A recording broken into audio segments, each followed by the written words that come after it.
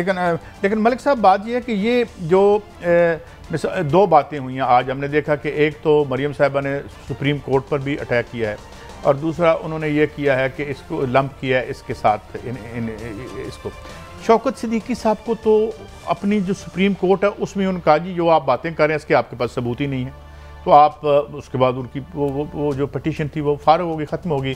कुछ उन पे था मेरे ख्याल में कुछ मिसकंडक्ट का भी मामला था, वो बाहर से खिताब किया था। तो अब एक जो जिसके बारे में सुप्रीम कोर्ट खुद कह चुकी है और उनकी बातों को ज़ाहिर रद्द कर चुकी है, तो उनको दोबारा से और सुप्रीम कोर्ट रद्द कर चुकी है और जिस तरह भट्टी साहब कह रहे हैं आप हाई कोर्ट में दोबारा ले आए हैं, तो ये क्या है?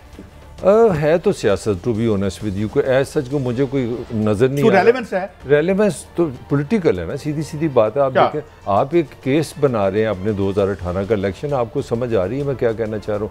मैं जो बात करना चाह रहा हूँ मेरे ख्याल में इसमें खर्च नहीं है, अदालतें हमारी हैं।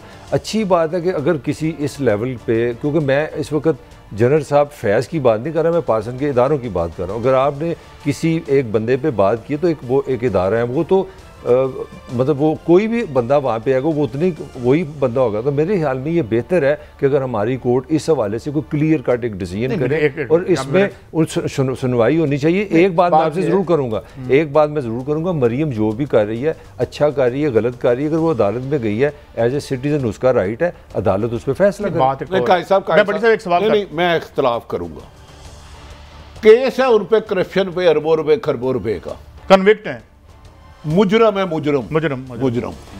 अगर इस किस्म की एविडेंस थी तो जब ट्रायल चल रहे थे उन्होंने ये क्यों नहीं पेश किया?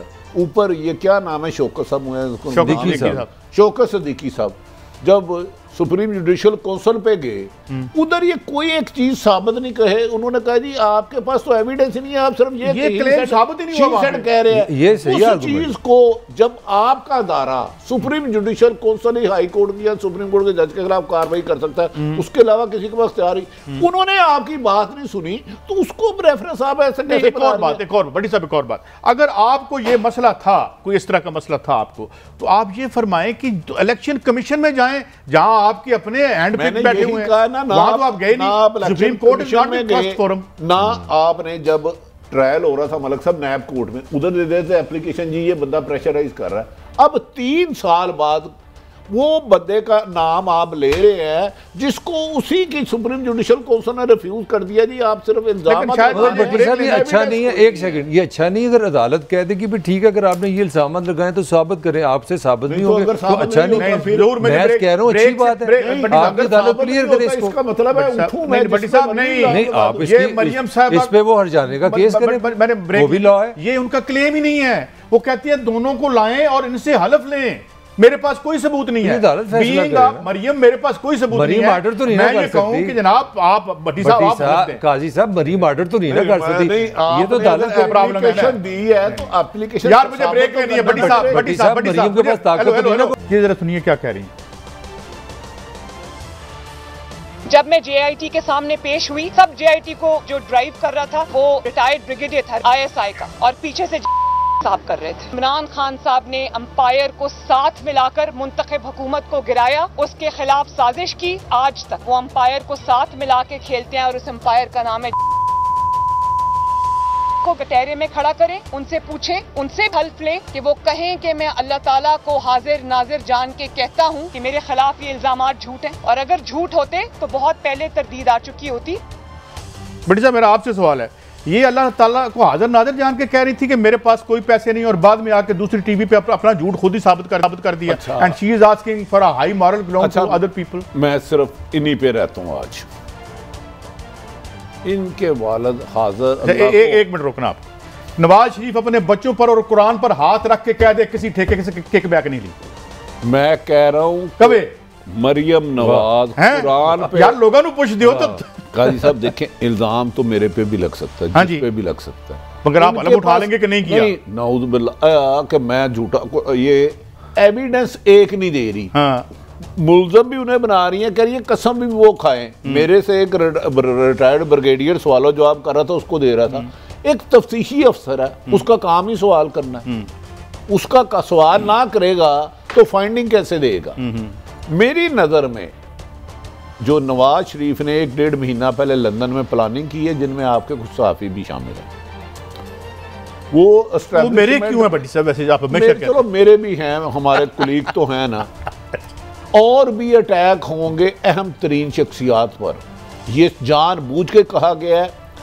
3 साल वो रहे हैं, आज तक खुल के नाम नहीं लिया। पहले आप चीफ का भी रिजाइन मांगते थे, इनका भी मांगते थे।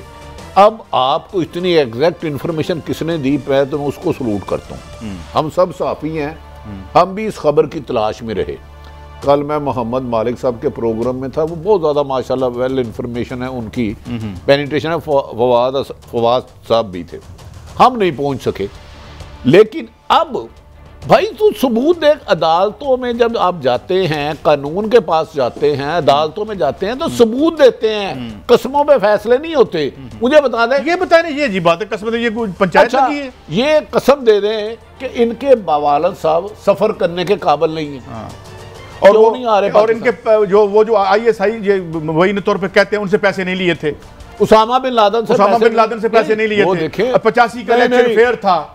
इनको जो कादी साहब, आप इनकी कसम पे मैं क्यों यकीन करूं? उधर उस वक्त के DGI का बयान है, एफिडेविट है, तो इल्जाम आप लगा रही हैं, एक एविडेंस नहीं है। और जिस बंदे की एविडेंस आप कह रही है, मैं हलफ दे के बयान देता हूँ। जनरल हमीद गुल ने मुझे बताया, पर्सनली मेरा प्रोग्राम देखते और सुबह फ़ोन कर देते थे, मुझे उस मीटिंग का हाल बताया जिसमें उनको इन्फॉर्म किया गया था। और उसमें बड़े मियाँ साहब मरहूम अल्लाह उन्हें गरीब के रहमत करे कि आप हुक्मरान है यहाँ के। उन्होंने एक और बात भी की थी और कहीं लिखी भी थी कि यार ये जो कारोबार है इसको ख़त्म कर दें। मैं खुदा की कसम कह रहा हूँ। उन्होंने क्या कहा था? उन्होंने कहा था कि ये कारोबार का कोई ट्रस्ट बना दें। तो बड़े मियाँ साहब ने कहा था लो साड़ी दबारी होना ही है। मैं वर्बैटम उस मरहूम को अल्लाह ताला उनको भी जन्नत नसीब करे। तो लोगों को हलफ मंगते फिरते मलिक साहब, बंडक साहब मेरे लिए ऐसी एक बहस कर रहे हैं जो प्रूवन है। मेरा तो ईमान है कि इस पॉलिटिकल सिस्टम में अगर आप लूटमार नहीं करते आप जिंदा ही नहीं रह सकते। आपने वोट से चलना नहीं, आपने हर काम खरीदो फरोख्त से करना है। मैं इनकी बात करूं ना, मोहम्मद जुबैर साहब हलफ देंगे। नहीं, मैं बात कर रहे हैं ना। आप ज़ियाउल हक के बाद जो पाकिस्तान है, मुझे एक बंदा दिखा दें जो प्रिंसिपल यहाँ पे उठा है, कोई एक पॉलिटिकल। यार अब तो अंडर डिस्कशन ये है ना, हलफ देना। पॉइंट ये है, हम डिस्कस के कर रहे हैं। मरियम जज है, मरियम जो झूठ बोले सच बोले ये तो जज का काम है फैसला करे। मरियम जो मर्जी वहां पे गलत बोले। तो क्या आप क्या अदालत को डिक्टेट कर सकते हैं कि आप सारे प्रोसीजर छोड़ के तो काजी सईद से ये करें और इससे ये करें? शी इज अ जज, वो जो मर्जी के, वो तो जज ने फैसला करना है। इसमें फिक्र वाली कौन सी बात है? आप थोड़ा, मैं इसमें फिक्र वाली कौन सी बात है? मैं तो कोई दो राय नहीं जज ने, मैं तो मरियम के बयान पे डिस्कस कर रहा हूं ना। मैं अपने आपको एक्सपोज कर रहे हैं ना। मैं 2 मिनट ठहर देना। जज का फैसला ना मैंने करना। वो कहती हैं जी वो खलफ आके उससे ले। क्यों भाई? ये आर्गुमेंट ये होता है कि ये सबूत है, ये इसने फलान जगह पैसे लिए हैं, ये इसकी ब्लैक मनी है, ये सही है। देखिए मैं जज ने फैसला, लेकिन ये जो कह रही है कि उनको बुला के हलफ लें, क्या ये हलफ देंगे कि ये आपकी गोद से नून लीग का जन्म नहीं हुआ? नहीं, ये हलफ दिलवा देंगे आप इनसे, हालांकि मैं फिर भी नहीं मानूंगा। ये हलफ दे दें, ये 25 अरब रुपए वाकई आपकी जेब में घुसा गया था। कादी साहब यार कितने कल होते हो? दूसरी बात की पल्ले का कादी साहब, दूसरी बात कुरान पाक पढ़ के अमल करने के लिए, उठाने के लिए नहीं है। मैं इनसे 1001 सवाल कर सकता हूं जिनका ये हलफ पे भी नहीं जवाब दे सकते, लेकिन हम इस स्टेज पे नहीं जाएंगे क्योंकि हमारे लिए काबिल एहतराम है। लेकिन जिस तरह अदारों को डैमेज करने की पसे पर्दा पॉलिसियाँ हैं, ये पाकिस्तान के लिए बेहतर नहीं है। ना इंसाफी इनके किसी के साथ भी नहीं होनी चाहिए। कुछ इन्होंने अदलिया के हवाले से भी कहा यार जरा बीप शीप लगा के सुना दें हमें। जब इस किस्म के अदलिया के ऊपर वार होते हैं तो आज आप देखें साहब तो नजर नहीं आते, लेकिन साकिब निसार साहब पूरी दुनिया के लिए आज इबरत का निशान है। वो आज पब्लिक प्लेसेस पे नहीं जा सकते। क्यों जी? वो पब्लिक प्लेसेस पे नहीं जा सकते? अच्छा मलक कयूम साहब चले जाते। अच्छा गाल सुन लेना यार। नहीं मलक साहब थोड़ा जा फिर छेड़ दे दो। मैं साकिब निसार साहब से खुद मिल के आया हूँ। हाँ जी। और हम एक जगह भी गए। अच्छा ये दूसरी बात कहते हैं पब्लिक प्लेस पे नहीं जा सकते। वो कितना बदनसीब इंसान होगा, कितना, जो 3 दफा वजीर आजम रहा हो, खरबों रुपया उसके पास हो, खरबों रुपया, और अपनी वतन में ना आ सके, अपने मुल्क में ना रह सके, अजीजों के जनाजों पे ना आ सके। काजी साहब नहीं, अब इसको मलक साहब थोड़ा साकिब निसार को ये कह रही हैं, उनका कसूर है, उन्होंने 100 मोटो लिए। इधर तो अब ना इंसाफी के खिलाफ 100 मोटो भी कोई नहीं लेता। आपको पता है कहाँ कहाँ मैं धक्के खा के आ चुका हूँ।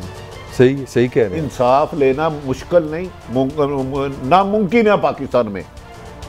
साकिब निसार साहब से ये कह रही है, गार्डन टाउन में रहते हैं अभी मैं आपको उनके घर ले जाता हूँ।